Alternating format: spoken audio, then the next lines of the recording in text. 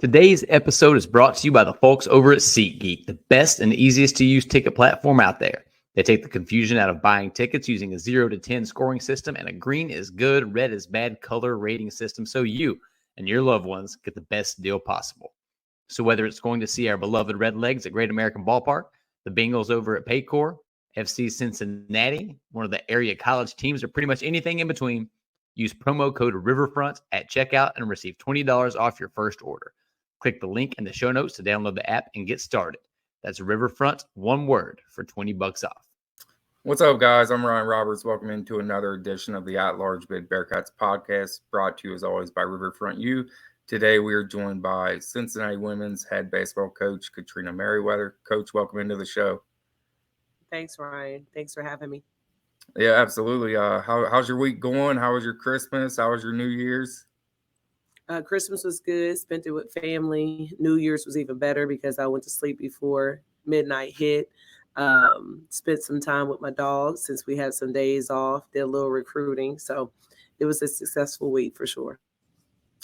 So let's jump right into it. Kind of recap the first half of the season. You guys are 8-5 through 13 games, 0-2 in Big 12 play. Just what are your thoughts so far after half of the season? I think our non-conference schedule was very tough, and we were able to do some really awesome things in regards to the highest percentage in a few years and beating the SEC opponent for I think it was almost 20 years, like things like that. So definitely some small victories to take away that we knew would be an emphasis for this season as we were transitioning to the Big 12. We have opened up with number 11 Kansas State and number 24 West Virginia. So that was always tons of fun. But I thought that we showed a lot of promise, just not enough consistent play. And when you play teams that are that good, your margin of error is just smaller. And we just have some things that we have to continue to get better at. And hopefully one of those things is all of our players being available and healthy. So you look at your losses: number 17 Louisville, number 3 Colorado, number 10 NC State, number 11 Kansas State, and number 24 West Virginia. Losses aren't fun. It's obviously, I'm sure, tough for you and your players. But how is this helping with your transition, with developing an identity within your program? I think it's really tough to be what you can't see. Mm-hmm. And one of the things that I think our players are learning, and you have to also understand, we're playing 4 freshmen and 2 of them are getting a considerable amount of minutes. So I think everyone's just learning what it looks like, what a top 25 team looks like, how they move the ball, how they defend, how they're on the same page defensively. And these are things, again, that we show spurts of, but we just haven't been consistent enough. So as much as I joke about how this would not have been an ideal schedule that I would have put together, knowing the gauntlet that the Big 12 is, it has been very helpful. And I'm actually thankful for it because one thing I know we go into these games is we're not nervous and we're not scared. And it's not like we haven't been there before. So at least that component is removed. New staff, a lot of new pieces to this roster. How does it help in terms of practice and development? When you're watching film on these losses, how does it help kind of emphasize what you do want to do in terms of style and maybe different philosophies on both sides of the court? Well, one thing that I've always believed in and our staff has always worked really hard to do is the way that we rebound the ball. And it doesn't matter what level that is or what the game plan is that your defense is only good as that rebound you get at the end. And when you're having a tough shooting night, that offensive rebound putback is a thing that can give you a little bit of energy and momentum and just an easy bucket. So that's one thing that I feel like we have grown considerably in since we got here, just the mentality in general. I think that we have toughness. I think we have grit. I think the hard part for us is I would argue we have 4 guards and 11 forwards and centers on this team. So when people press us and or we get in foul trouble and or, a guard is out here there for different reasons, it makes it very difficult for us to have some continuity offensively. And I think that right now we put together a couple of game plans that were pretty successful defensively, and we just couldn't get that ball in the basket the way that we need to. So right now we're spending a lot of time on offense. 3-point shooting has obviously been a struggle through the first 13 games. When you just, look at the statistics, is that something that's easily corrected, or is it just, repetition and trying to find other ways to score the ball? Ryan, in transparency, I always say that's the Merriweather effect. I just have never really cared for 3-point shots as a player and or a coach. I just we don't hang our hat on it. But I think that if we were able to move the ball a little better, I do think that we could get some wide open looks, and that would increase our percentage a little bit. What we're doing right now is dribbling a lot, trying to create some things instead of just trusting that if we move the ball and get it reversed, then we can get some easier shots. And we're working on it. Again, I think that we have a team that wants to win, that wants to be successful, and sometimes we get Superwoman complex, where it's like, I have to do it. I have to make the home run play. I have to make this shot, and really working on just trusting each other, and the decisions that everybody is making. So, yeah, of course, when we make a bunch of threes, we've won a game, a tough game that way. I'm thankful that we were able to make some, but honestly, I don't know that you'll see that 3-point percentage go up much while I'm the coach. You brought up rebounding. You can't mention rebounding without, Jillian Hayes. Jill's averaging 16 and 10 through the first 2 Big 12 games. How important was it to get her back in the fold this year and have her completely bought in to help with this transition? Yeah, the 7 returners that we inherited have been the core of this team. They have shown tremendous leadership. They have worked hard. They have been selfless, because there's been some changes in some roles that they were used to in the previous years. They worked really hard to get on the same page with us and to then embrace the newcomers and to get them on the same page as well. Jill is just one of those talents. It doesn't matter what league you play in. Like, she's going to be able to do what Jill does. She's strong. She's tough mentally and physically. She's aggressive. And sometimes that overshadows how skilled she is. The way she finishes at the rim, her free throw percentage is great. She's made threes this year. She's made some pull-ups off the dribble, so she's done a little bit of everything for us this year. And she's going to need to keep doing that as we keep moving to get everybody on the same page. So during this process, obviously Cincinnati's not new to you, but new environment for different players and coaches. What's been the most difficult process within this transition? It really has been great professionally. I think that we have a tremendous amount of support from our administration, everything that we've gone to and we've been able to work through. We've got great facilities, and the people around here are just awesome. It's just always going to be moving. Picking up and moving is always going to be the toughest thing. Still have a house back in Memphis that's on the market right now. And so I've had these 2 100-pound labs. So you're moving them around and trying to find a house that you're comfortable in and a backyard that they can go run and play in because they're so active. So really the transition from a professional standpoint has been great. And I'll even add, personally, being this close to my family has been phenomenal. My parents come and watch me and bring us dogs when we go out of town. So that's a relief, and that's something that I was able to have the last couple of years. So, there's some stuff that has been, I can't wait till we get settled. But for the most part, it's been awesome. So let's talk recruiting a little bit. You've got the Jordan logo here on your hoodie there. Yes. What type of impact has that had on recruiting as well as the transition to the Big 12? I think it helps. Jordan is Jordan, and he's always going to be Jordan. It doesn't matter who your favorite is. Everybody knows and recognizes the logo. For us, and when I was here in the 90s, the men were Jordan. So I think that what came along with them was, again, a toughness and a grit where you just played basketball a certain way. So I know people see the logo and it's cool and the gear and all that, but what it brings back for me is that mentality, that we're going to be the hardest working, toughest team that we can be day in and day out so that we can perform that way when games come up. And we know it's a process, but I do think that spirit is looming, around here, and we're doing everything we can to get there. Transfer portal, NIL, recruiting is completely different these days. How have you seen the dynamics within recruiting change from just 10 years ago to where we are today? Well, 10 years ago, I was a recruiting coordinator, and 10 years before that, I should say maybe five to seven, we were cutting out newspaper articles, pasting them to pieces of paper and mailing them out. And then 10 years ago, it got a little more technical than that with some Photoshop and things of that nature. Now the job that Abby Jump does and has is unbelievable. We're fortunate because she's so creative. They're so innovative, and she's always looking for ways for us to be different and to separate ourselves. So just the communication has been different. Like 20 years ago, it was one phone call a week, and now it's text messages, FaceTime. Like technology has boomed like crazy, and I think that's probably the biggest change over the last 10 plus years. NIL, I think, is however people want to look at it.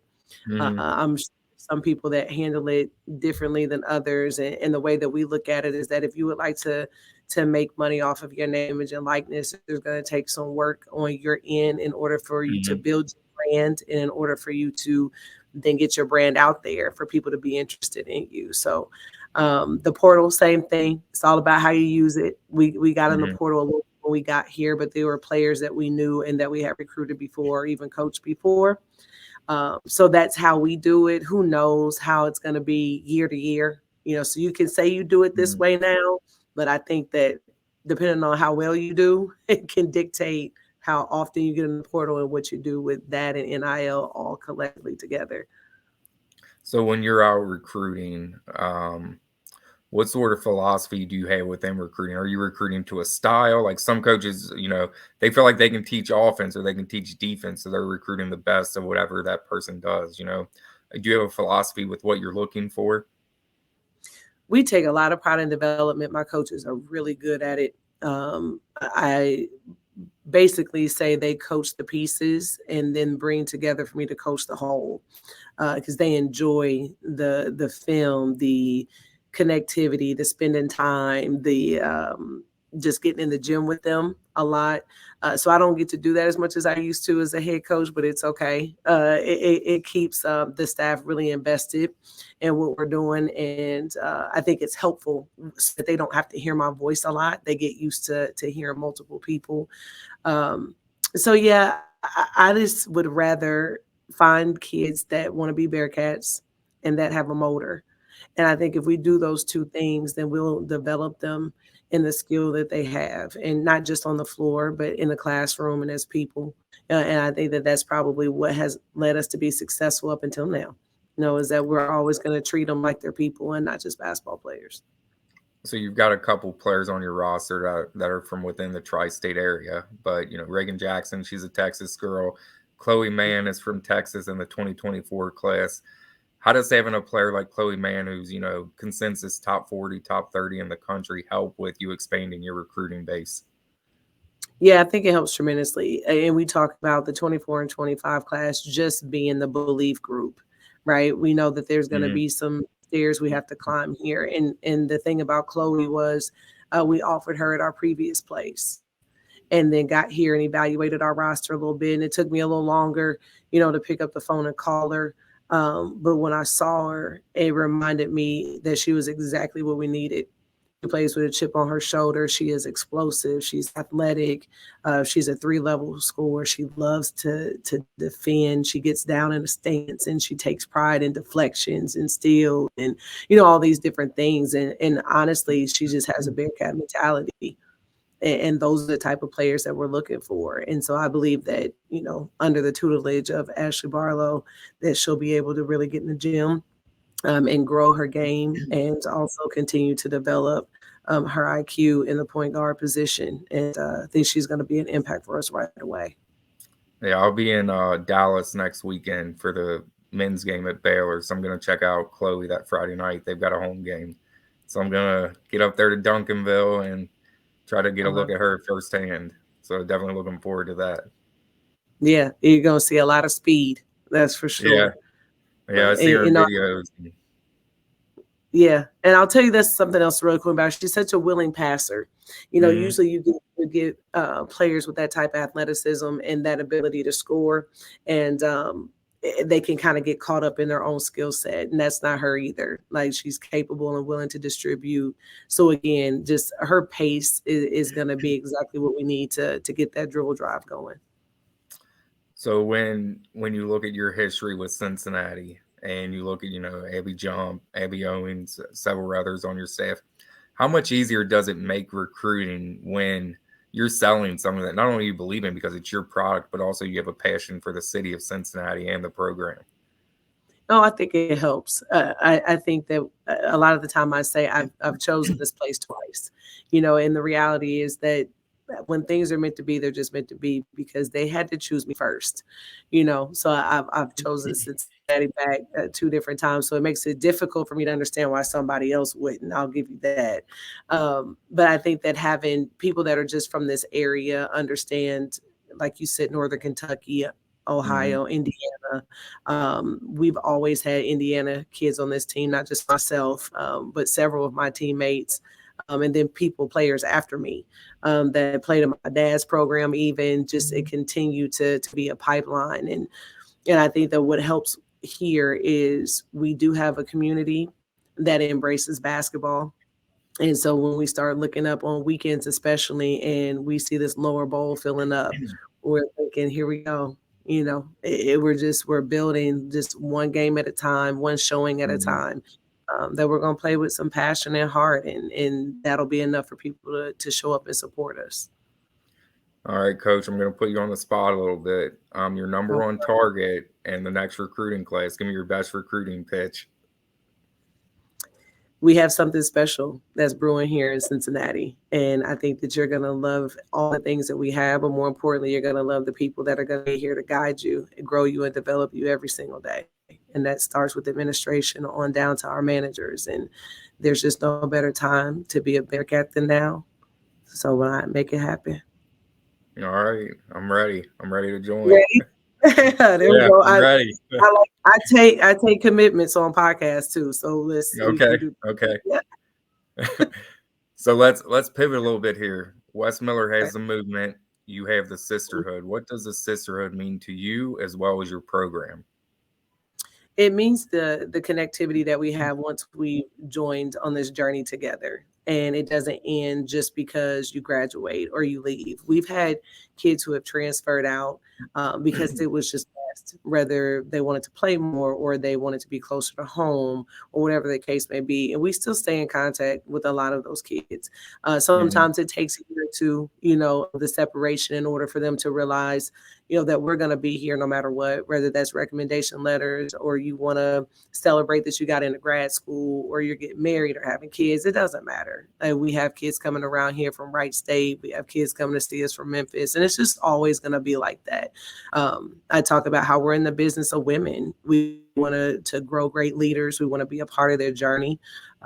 We want them to know that they just always have a family here, no matter what happens. And we know sometimes that there's disagreements and we see things differently, but that doesn't mean that we're not here to support you through all the things that you go through. So hopefully anybody who's ever played for us knows that they can always reach out and call back or text or let us know what's going on with them, and that we'll be there for them.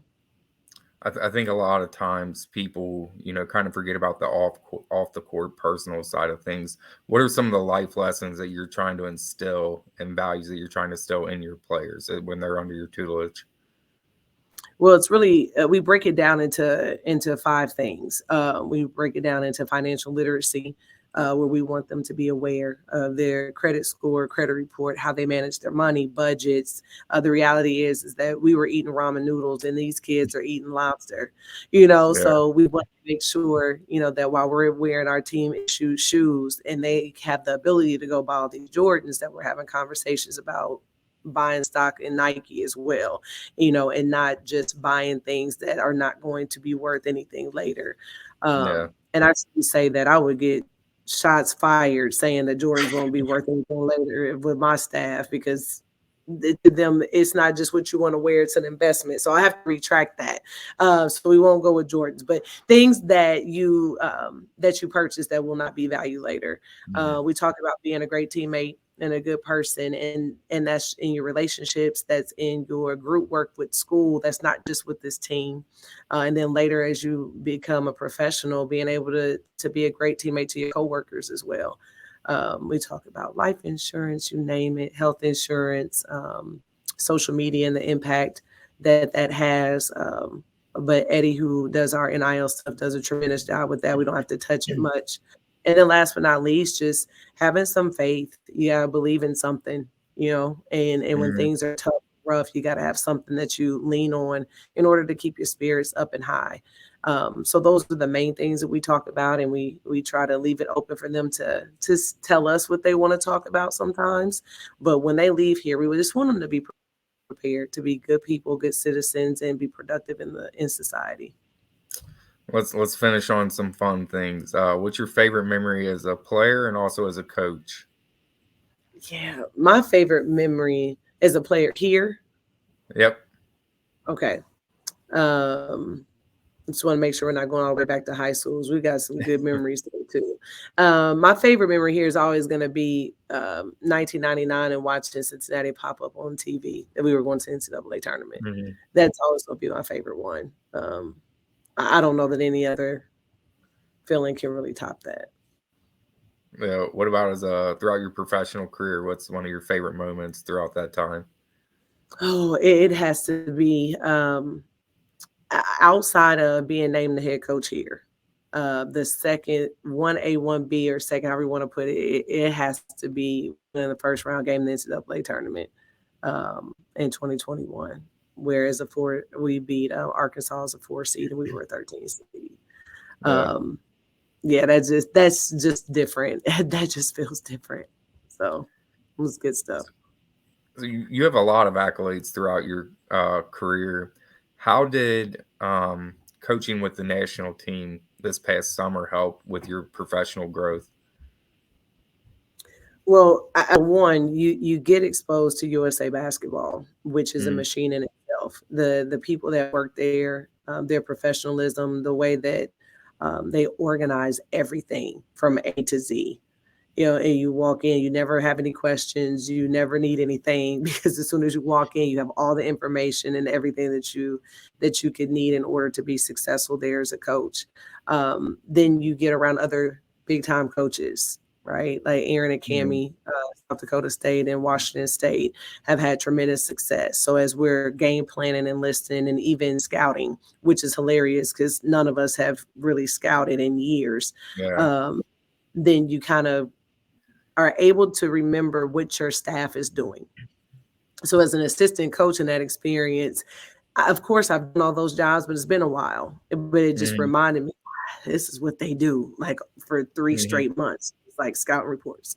So it just reminds you to be conscious about the amount of effort that your staff is giving. And then just being around those high-level players. The mentality a lot of the time is just different. The work ethic is different. They just have a different just grit about them. And then when you're playing for your country, I think just some different and higher level things come out in that type of environment, because it's a gold medal standard with USA basketball. So all those things put together is why it's such a phenomenal experience. So looking at that experience, how have you kind of translated that to what you're doing currently at Cincinnati? And what is the one thing you guys have to do the rest of the season to continue to be successful? Well, I'll admit this because this is something that I talked to the team about. I came back really excited about some offensive stuff because I clearly was learning, and not just learning from Cammie and Aaron, but also learning as we were playing other countries. Is everyone just has a different style of basketball. Right, yeah. And sometimes you can come back and be really eager about some of that stuff and overcomplicate some things. So I had to, after the summer, we had to minimize some of our actions because you just can't squeeze all of that into 2 weeks in the summer. So yeah, I think that just broadening my perspective offensively is what I came back with more than anything, being willing to see more options, more than just a dribble drive. And I think that was for sure, that's the biggest takeaway. Lastly, and then we'll get you out of here. I've kept you way longer than I should have. Do you have a favorite, any favorite former Bearcats on the men's or women's side? Oh, this you're trying to get me in trouble. Because hey, I didn't ask you about Abby and Abby with the the fashion. So yeah, please don't. They got into a really tough game of sevens the other day, and I'm not going to tell you who won because we had to deal with attitudes for the rest of the night. I believe it. Yeah, it's just the competitive level in this space is very, very high. So yeah, favorite. I'm just gonna go. I gotta just go with Lori Pirtle.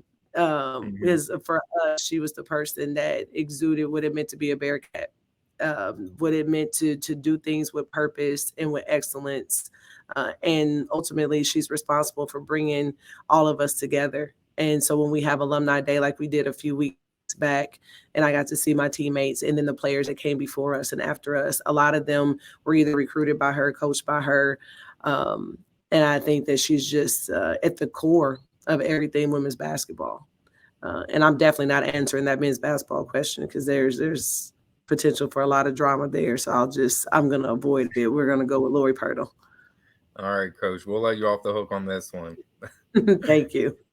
Well, we definitely appreciate you coming on today. I know you've got a busy schedule. You guys have Oklahoma on Saturday, so I'm sure you guys are getting into game prep and all of that. So I appreciate you taking time out of your day. No, thank you. It was a good time, and I'll come back anytime you'd like to have me.